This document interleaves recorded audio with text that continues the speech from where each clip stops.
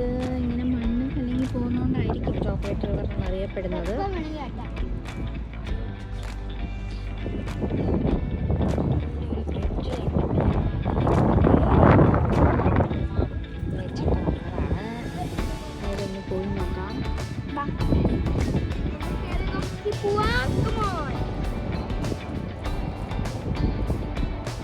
അവരെവിടുന്ന് ബോട്ടൊക്കെ കാണാം.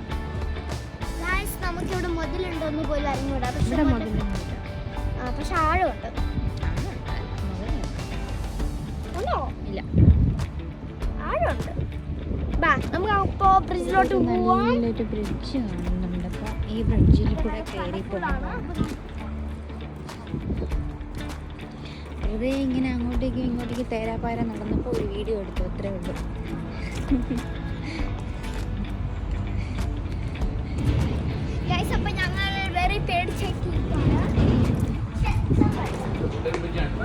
ഇതൊരു ഇവിടെ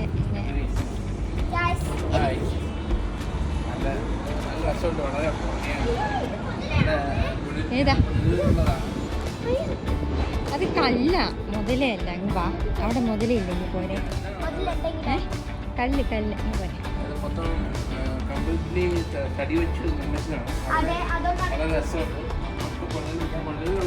അവിടെ ഒരു ഹാങ്ങിങ് ബ്രിഡ്ജ് ഉണ്ട്. അവർ കൂടുതൽ കംപ്ലീറ്റ്ലി തടിയല്ല. അതായത് അതിൻ്റെ കൂടുതൽ സിമിലാരിറ്റി ഉണ്ട്. ഇവിടെ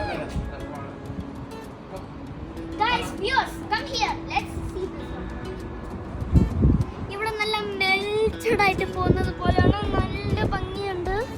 മണ്ണാണെന്ന് പോലും പറയത്തില്ല. കണ്ടിട്ട് ചോക്ലേറ്റ് എടുത്ത് മെൽറ്റിയെടുത്തു.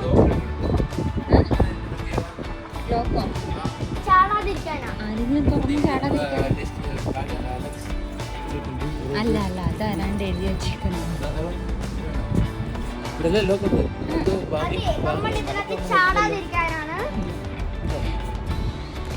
ആരൊക്കെ എന്തൊക്കെയാ ഇതെല്ലാം ബ്ലോക്ക് ഇട്ടിട്ടുണ്ട്. അതുകൊണ്ട് ഡേഞ്ചറസ് ആണ്, പക്ഷേ നടക്കാൻ നല്ല രസമാണ്.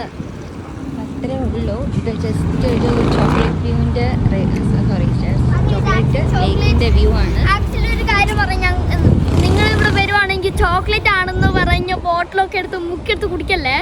ഇത് മണ്ണാണ് ശരിക്കും. ചോക്ലേറ്റ്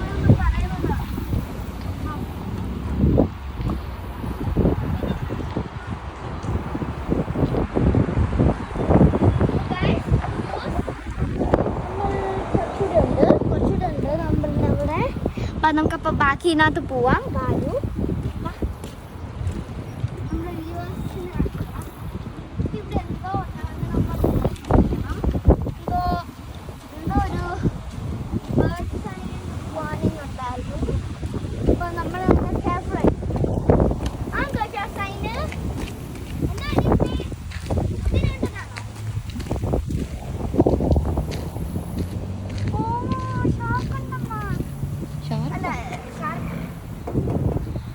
ഇതിനെക്കുറിച്ചുള്ള ഡീറ്റെയിൽസ് ആണ് തോന്നുന്നു ഇവിടെ തന്നിരിക്കുന്നത്. ടൈഡൽ ബോൾ ഞങ്ങൾക്ക് തോന്നി ഇവിടെ ഷാർക്ക് ഉണ്ടെന്ന്. കാരണം ഇവിടെ ഷാർക്കിന്റെ ഇത് പിക്ചർ കൊടുത്തിട്ടുണ്ട്. ഷാർക്കിന്റെ പിക്ചർ അല്ലേ? Marine mammals sometimes make their way upriver. അതെ, പെർഫെക്റ്റ് ഒക്കെ ഷാർക്സും ഉണ്ട്.